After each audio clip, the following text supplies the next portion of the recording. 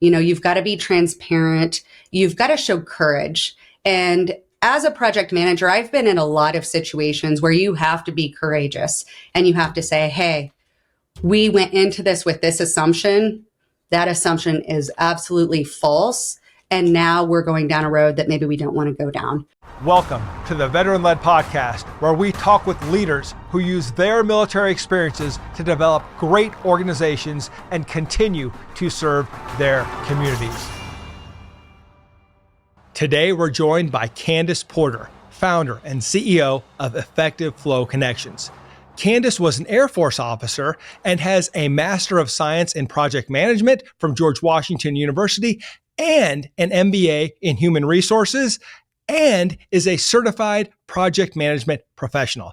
Kandis is also the co-author of the book, Good Decisions Equal Success. Welcome to the show, Kandis. Thanks, John. It's great to be here. Today, we're going to talk about three things in which you are an expert: decision-making, project management, and hiring consultants.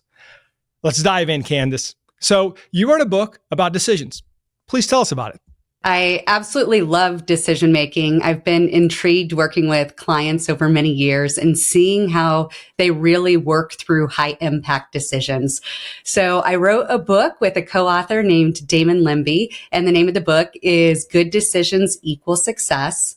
And we really talk about some of the areas that you can get hung up with decision making. And then we also introduce some tips for really clearly defining roles and for moving through a decision-making process for high impact decisions specifically. And what I love about the book is that you mentioned that, look, not all great processes will result in great decisions or great outcomes, but the bad decisions will catch up with you. Yes, absolutely. I think we have to keep in mind that we make decisions with the best information that we have available at that time. And we have to be willing to kind of course correct and go along with it if we're not getting the outcomes that we expected or desired. So how do we get to a point where we're thinking about our thinking and really thinking through that decision-making process? Do we want to always have a framework, or is sometimes we just need to go with our gut? Absolutely. When we're talking about decisions that aren't necessarily high impact, what am I going to wear today? What am I going to eat? Anything along those lines, go with your gut. I think that that's key. So we don't want to over-engineer it to where we're not making progress and we all have to lock ourselves in a room for weeks at a time to make a simple decision.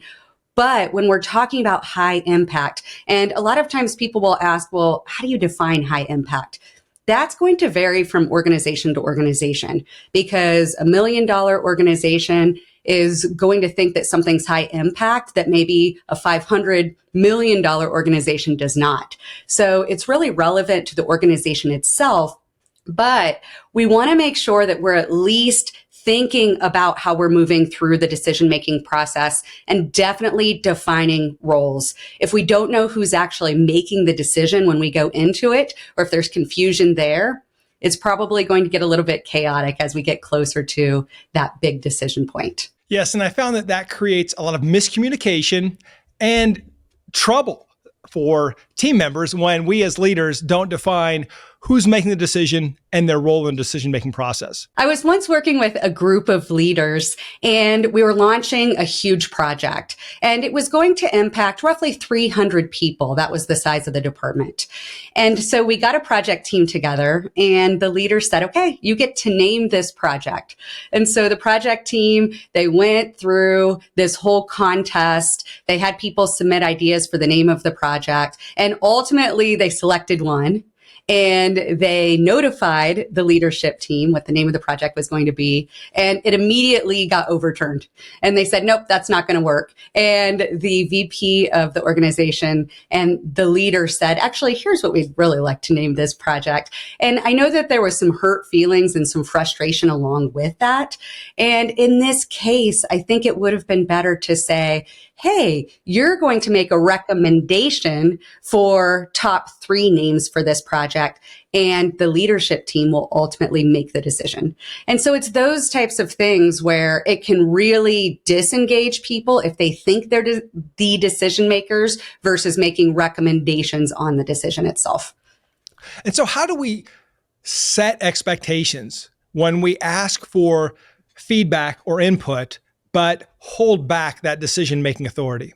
I like to use, a model. It's called DIDI for clearly defining those decision-making roles. With the first one, who is the decision maker? So the D piece of it. It could be a group of people as well. And so if we're talking about a board of directors or an entire leadership team, let's be clear on who's making the decision and how it's going to be made, whether it's voting, whether it's consensus or so forth. The I is making sure that the right people are providing input. So decision maker, input. The next D is the driver of the decision.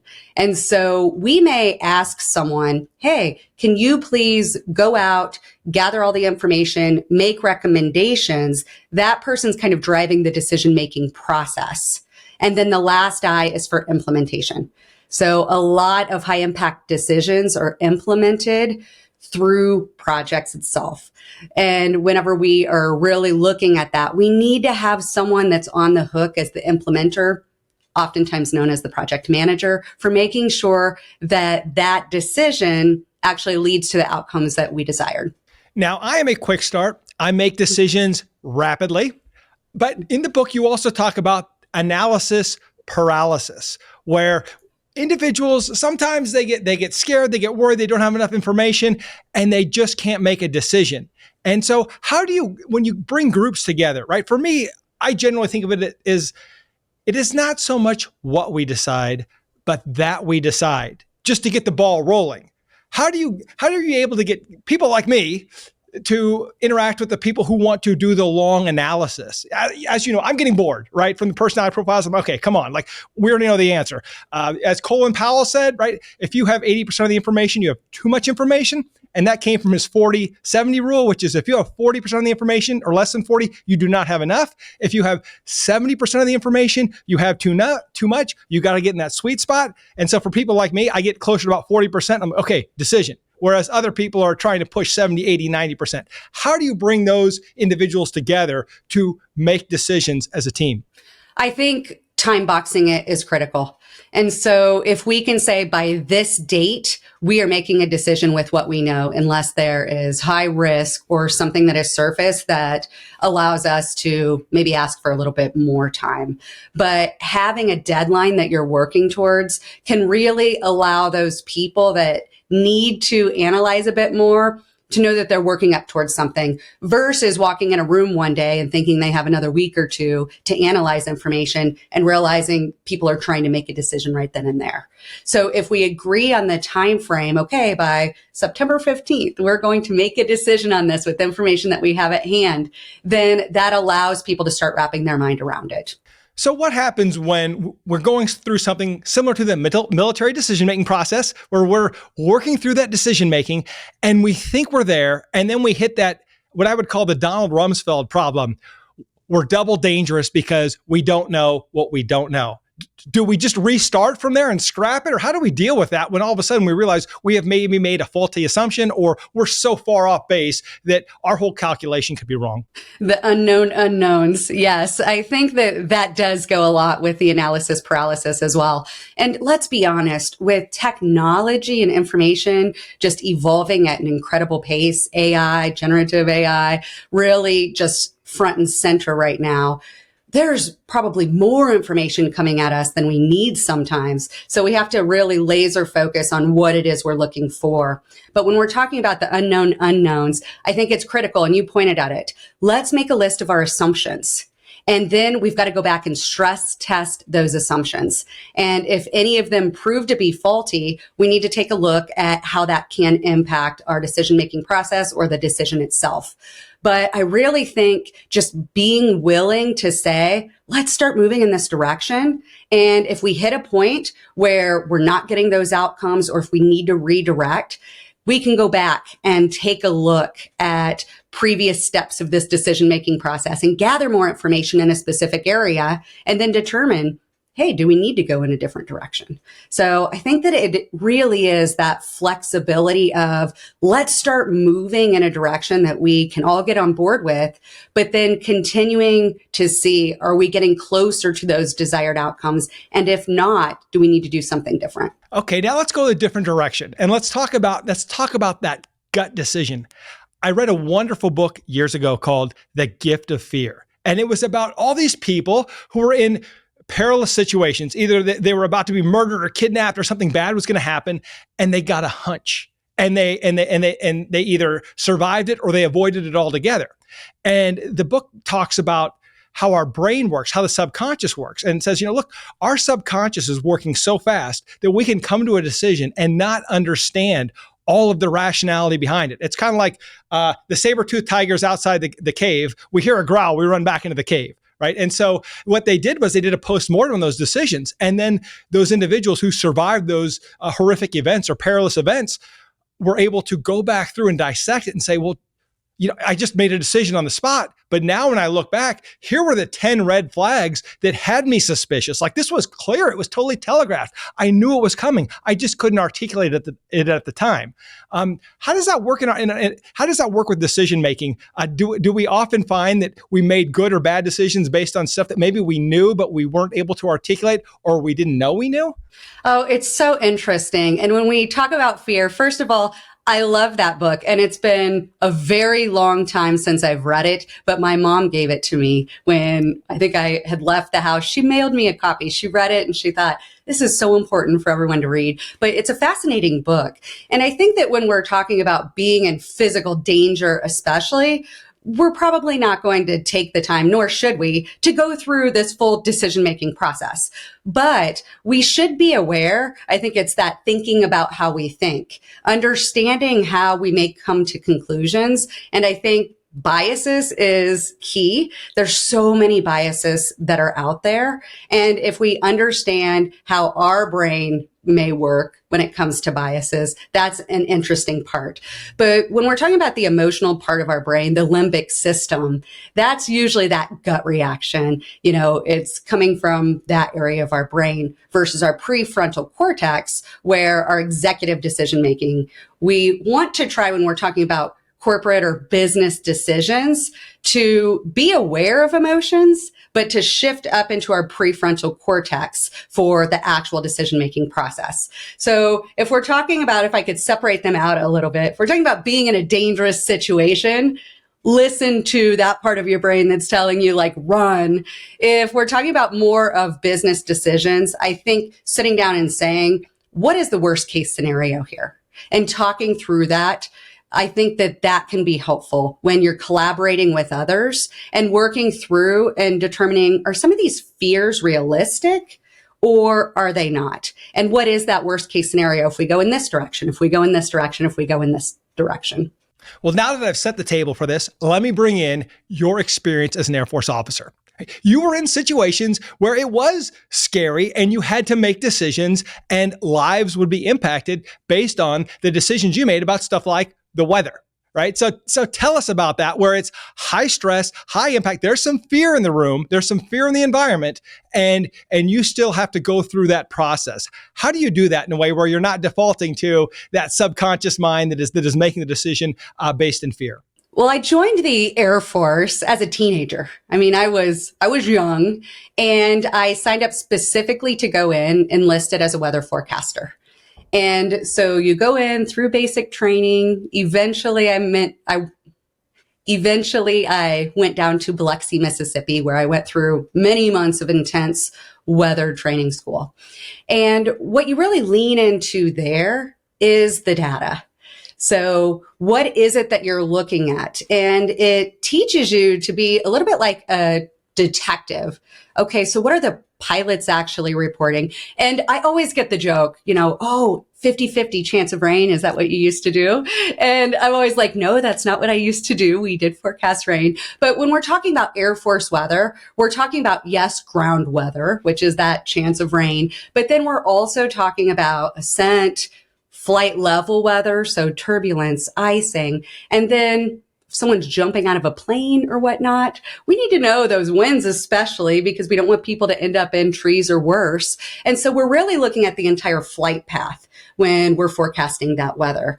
And so it's not one point here in the United States where we can go outside and say, oh, it looks like it may rain or not. You're looking at data from regions that you may be nowhere close to. And you are gathering and really looking at what's being reported. And I think one of the sayings, if nothing changes, nothing changes. So why would you predict something that may be different than yesterday or hours before if there's no weather events taking place? So you really are, you're gathering data all the time. And there are emotions, because if we're talking about something fun on a base, for example. So let's say you are physically located. I was at Scott Air Force Base for a long time.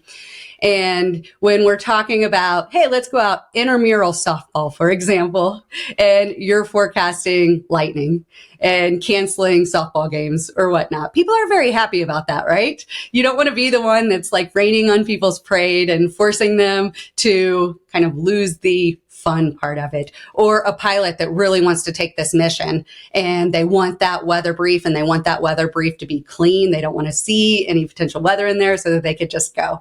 So there are some emotions because sometimes there's competing priorities, but you have to make sure that you're protecting assets and you're really looking at the data and making the decision with the best information that you have. And that's such a critical skill, especially as we get into business, because things get emotional when people are involved, especially from your HR experience. When people are involved, when emotions run high, when it's a serious decision, we get very emotional. And we look at the data, and sometimes we just use the data. We have that confirmation bias where we think this, and we're going to use the data to prove it. How do you avoid that? I think that you can recognize it if you're walking into a conference room, let's say, and someone is there and they are moving down the road of confirmation bias. A lot of times you'll hear little hints such as, I knew it, where they jump in just at certain parts of the conversation and they're shut down and maybe they're not asking questions. They're just listening for what they want to hear. To avoid that for you as a person, be aware of what the biases are. There's so many out there. And confirmation bias, if you are only listening for what you want to hear, you're going to be able to find it in some way, even if it's skewed data. And that's not going to lead you down the road to the best possible outcomes. So catch yourself if you're not asking questions. I think curiosity is key. Asking hard questions is what leaders should be doing. Asking insightful questions, being courageous to speak up if you feel like you're in a group and maybe they're not moving in the right direction. So there's a lot of aspects that go along with it. The groupthink piece of it as well. If the most senior leader walks in and says, I think this is what we should do, what do the rest of you think? A lot of times people are going to look around and say, yes, we think that's the best idea. Let's move in that direction. So as a leader, I think going around the room first and asking others what they think before sharing any of your insights can be a powerful approach. How is that different than the availability heuristic? The availability heuristic oftentimes is where our mind first goes to the information that's most available. Like, okay, so we know that we've recently heard something or that it's out there. We're watching the news, for example, and all of the news is carrying same storylines. And we've recently heard some statistics over and over and over. When our minds kind of are put in a situation where we want to grasp onto something, oftentimes that's the first information that will come to us. And so rather than stress testing that or kind of broadening our approach there to look and see, is that accurate? And, really looking at how that applies to our situation, then, we may be moving down the wrong road. Outstanding. So let's move on now to project management, another one of your areas of expertise. I read one of your blogs, I believe it was titled Establishing a Project Management Office. Now, for those of us with businesses, this gets tricky because I'm thinking, well, isn't that my COO's job to be the project manager? How do you know when you as an organization need to establish either a project management officer or just one project management billet to manage the projects in your organization? Great question. So I always tell my project management students, because I teach often at kind of the University of Nevada, their extended studies program for Project Management Institute and so forth. And I always tell them, first and foremost, separate operations and projects. Because operations, when we're talking about processes and that ongoing business that kind of keeps the wheels on, we want to think of that separate as projects. So a project has a firm start date, end date, and we're trying to accomplish something specific. And in order for organizations to scale and get really good at, I guess, realizing that return on investment for projects are typically undertaken when there's a problem that they're trying to solve, or there's an opportunity to, maybe enter into a new market or improve something. So what we have to do is get some type of standardization within an organization so that we can get meaningful data. And we're not looking at each individual project and seeing how they're doing. I think the goal eventually is to roll those projects up and look at them as kind of a portfolio. So how are we doing overall? And in order to do that, we have to have some standardization as far as what are we measuring for these projects? How are we measuring it? How are we managing the three most important things, the scope, the timelines, and the resources associated with it, and so forth. So when we talk about a project management office, that really should be the key to making sure that projects are kind of consistently being initiated, planned, executed, and then closed out in a way that runs across all of the projects within the organization. So when you talk about how do we really decide if we need a person or a team of people, I'll give the project management answer of it depends, because you can have a smaller organization and one person just kind of managing that project management office and being a resource to project managers or a project manager.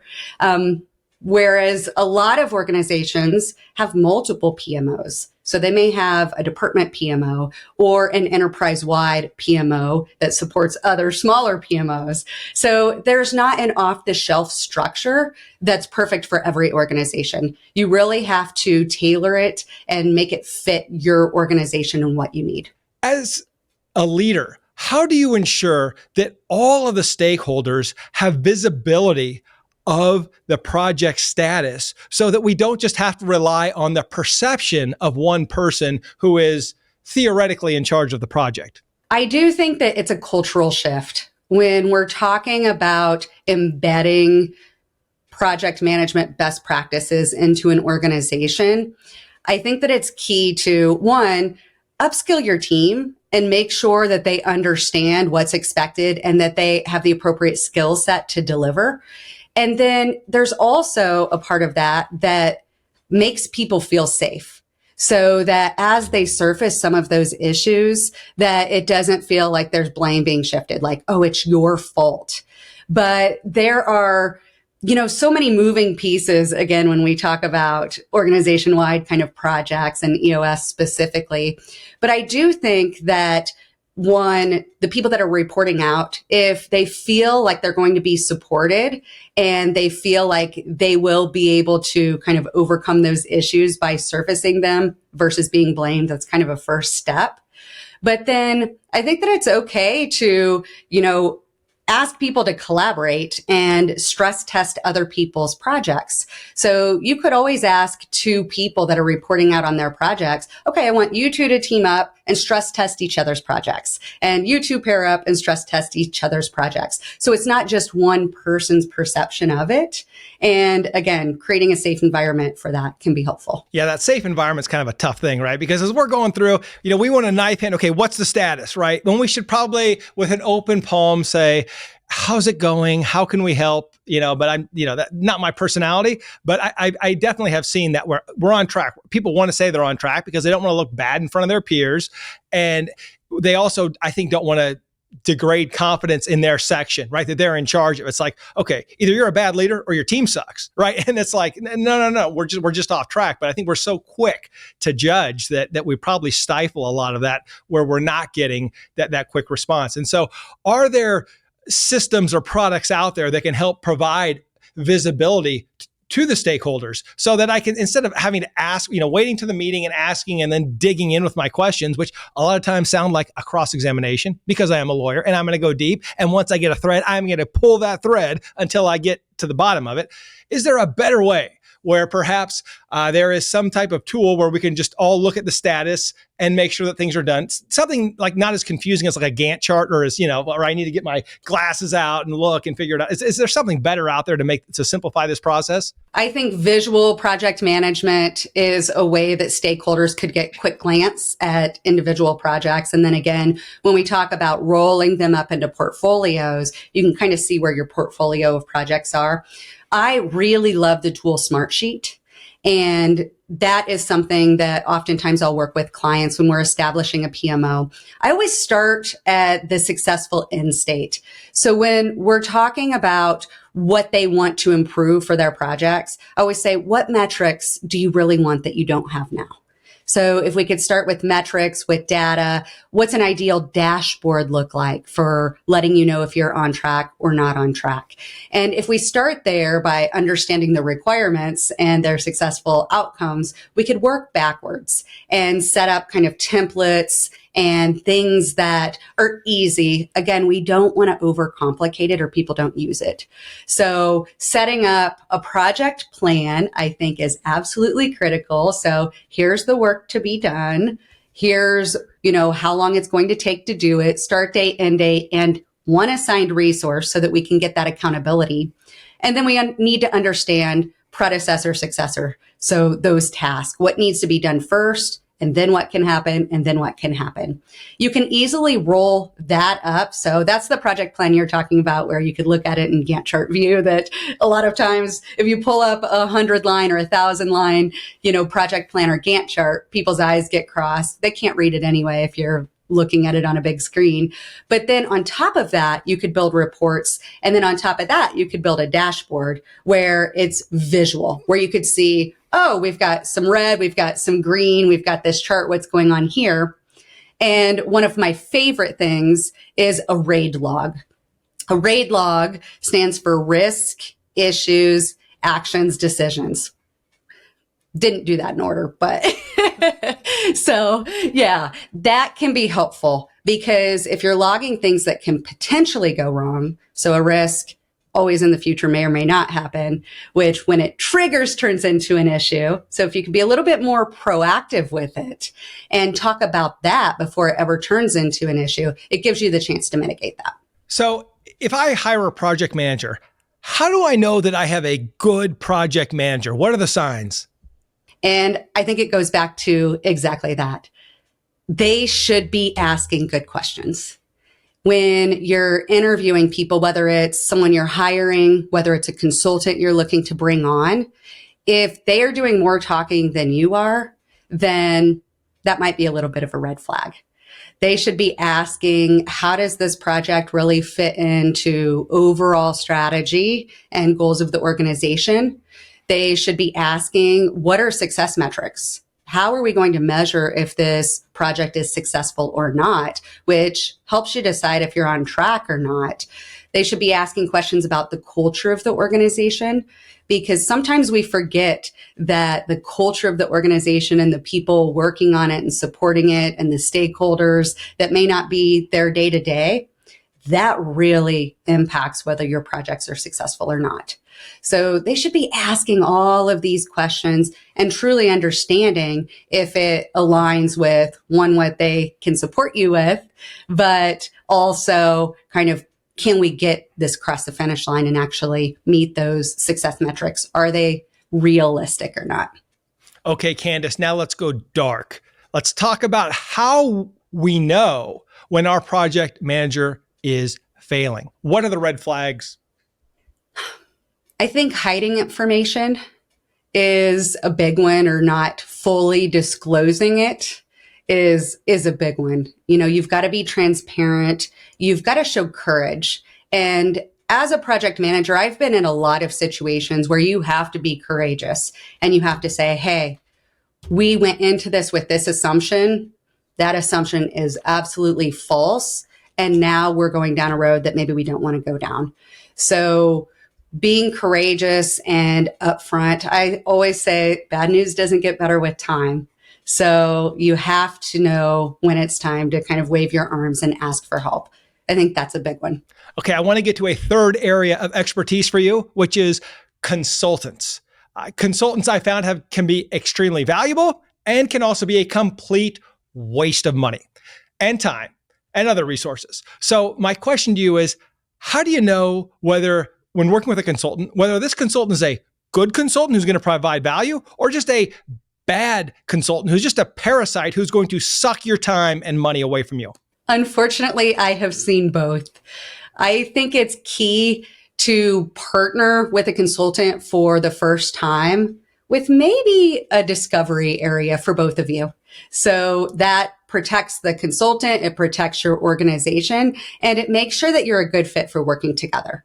Because someone can have loads and loads of expertise, and if their style clashes with your culture, or if they're rubbing people the wrong way as far as the stakeholders, it's probably not a good fit. And it's better to call that sooner than later. So I often encourage people, go in with a smaller deal where you can get to know each other and still make some progress, but also you have an out. If you're signing, a $5 million deal that's over a couple of years right up front with someone you've never worked with, I think that's high risk.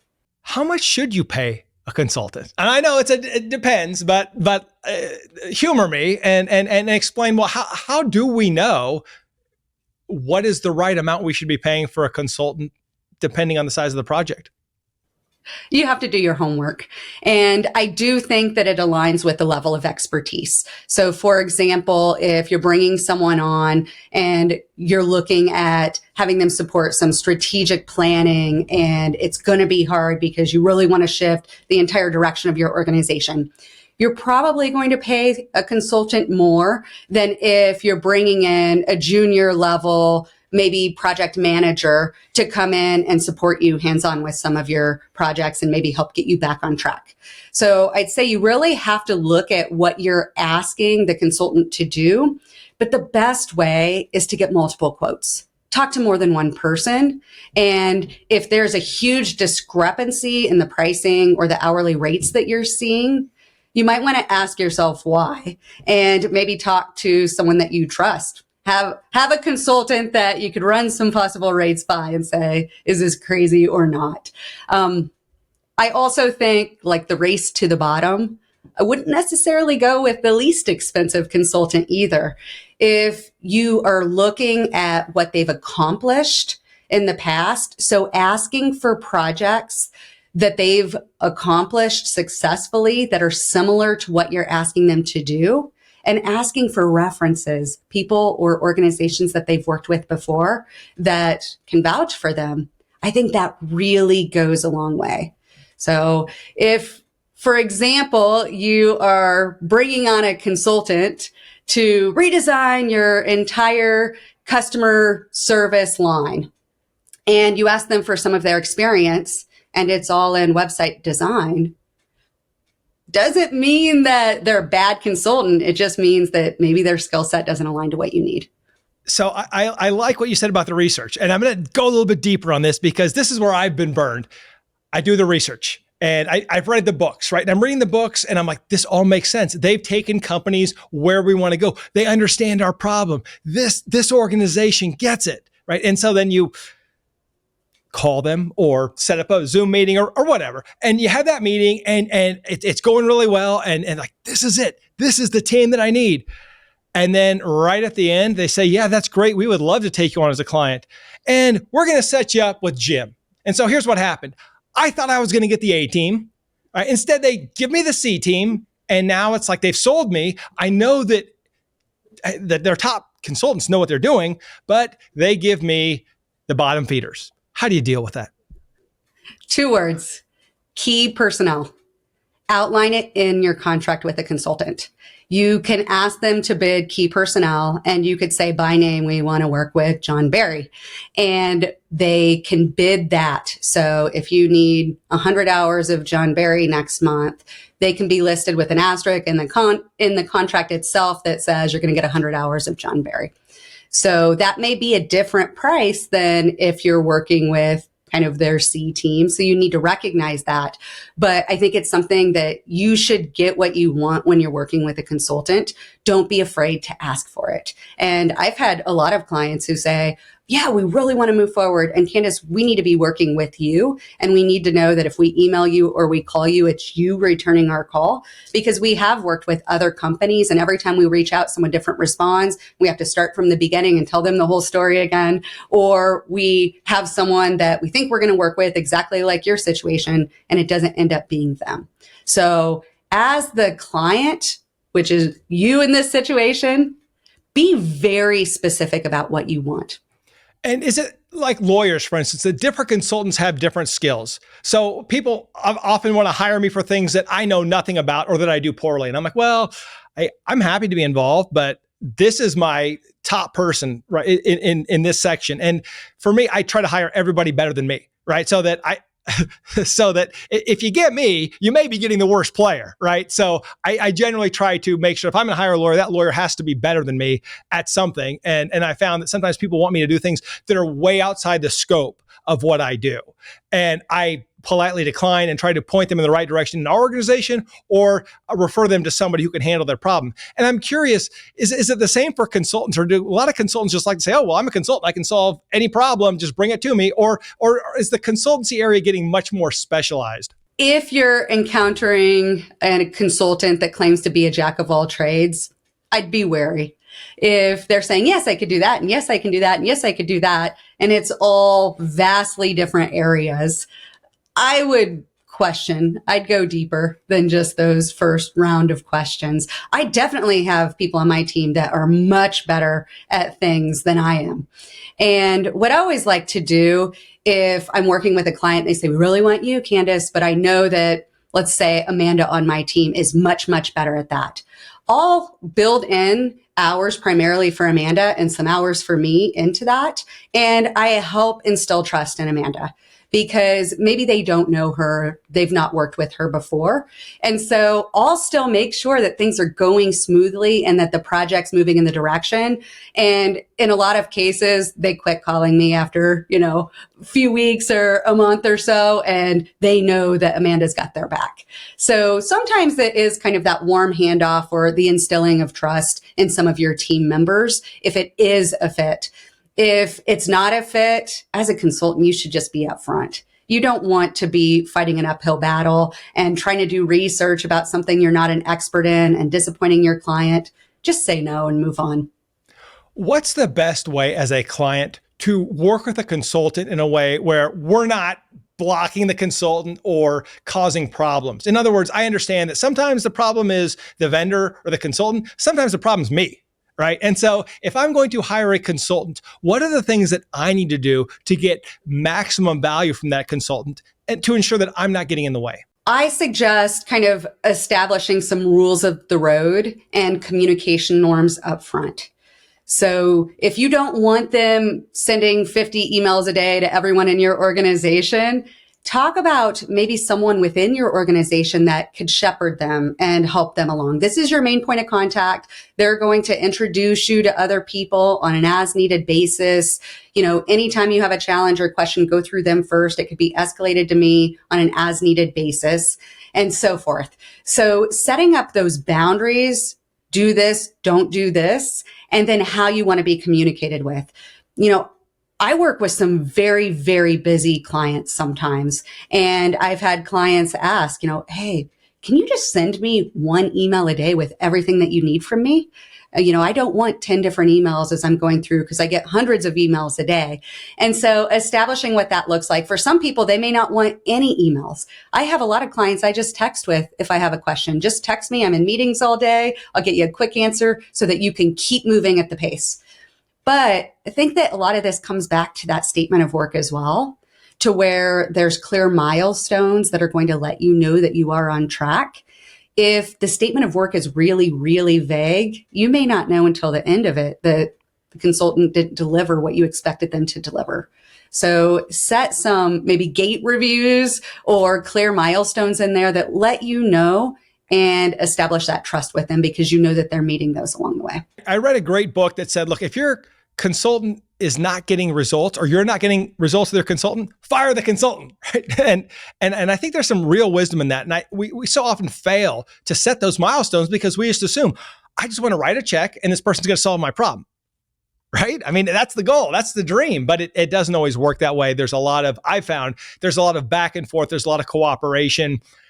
At what point does the relationship end? Do you have clients that outgrow you, or you say, okay, this project is done, there's nothing more to do on it? Or do you look to say, okay, as you know, in business, as soon as you solve one problem, it creates 3 more problems. And the only reason, it never gets easier, but it gets much more rewarding, right? So do those relationships tend to last for years and years, or are some of the best relationships very project specific? My best case scenario when working with a client is to go in, have a clear understanding of what it is we're trying to accomplish, and to deliver on that, and to successfully transition back to their team and let them run with it. And then hopefully down the road, if another, challenge pops up and it's within my area of expertise, I go back and work with them. I think that's a best case scenario. I actually truly want to help people solve problems, not create work for myself. So I think that the intent of the consultant is really important as well. You don't want someone that maybe is just going to be digging around trying to find more work if it's not actually there. But when we talk about ending a relationship, there have been situations where, let's say you hire me, John, and you say, here's my problem and I want you to solve it. And I trust you, Kandis. And I come in and I realize, 1, maybe that's not your problem at all. Or 2, it is the problem, but there's a lot of resistance in your organization from other key stakeholders, and they are just not ready to move forward right now. Oftentimes I'll write my contracts with clients so that if we really look at the situation at hand and say, you know what, that really is your problem, John. Your organization's not on board. We're going to be fighting that uphill battle. The resistance is still there. You need to do some work within your organization. You have to do that work. I can't do that work to help get people on board and agree on kind of how you want to move that forward. So I've had some of those conversations before where they're like, yeah, we thought that could be the case here. So I'm going to go back to the courage piece of it. If consultants are hitting those dead ends where they just absolutely can't break through or move forward, they need to bring it to the clients and be really honest. And I've had some challenging conversations because maybe they've had other leaders on their team that are total blockers, and it's their subordinates. And you have to let them know about that so that they could figure out how to manage and deal with it. All right. Well, while we're on the topic of courage, leading, and problem solving, let's go to the AAR, the after action review. What I want to hear about is your best examples of leadership and your worst examples of leadership, either in the Air Force, in the military, or in the private sector. You don't have to name names. What are a few great examples? Great examples. I will share one. It was from my military experience, and it was when I was stationed in Turkey. And there was a gentleman there who showed meaningful appreciation. Every single week, he would either write people an email, a handwritten note, or go and find them and personally thank them for something that they had done that week that helped kind of forward the mission. So he was absolutely fantastic. I learned so much from him. Outside of the military, after I left the Pentagon, I transitioned into a larger consulting company. I had a fantastic boss there, and she really focused on developing her team and trusting them to bring solutions to hard challenges. So the development of your team is critical. She was an A+ in that area. And one more good example, I'm actually currently working with a leader, and he always does what is best for the organization, even when it's hard. He's 100% mission focused. He takes his role very serious. there and is always doing what's right. So the highest level of integrity I've seen. Outstanding. And now the bad. Oh, the bad. And unfortunately, I've seen quite a few of these as well. I would say I've seen a leader who, when things were going well, took all the credit. So didn't extend credit to the team that helped get them there. But when it went wrong, pointing blame. And I think that just lights the culture of an organization on fire, the good aspects of it anyway. And so don't point blame and take credit.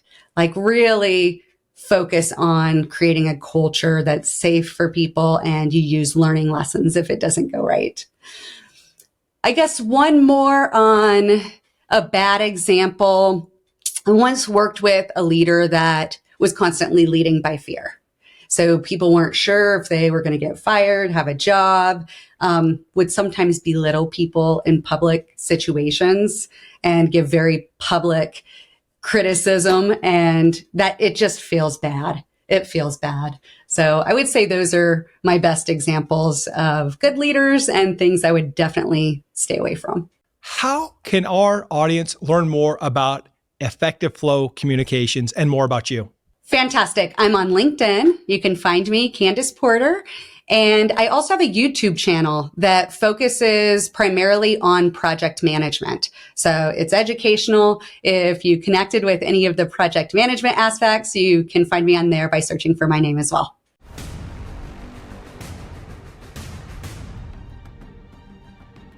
Thank you for joining us today on Veteran Led, where we pursue our mission of promoting veteran leadership in business, strengthening the veteran community, and getting veterans all of the benefits that they earn.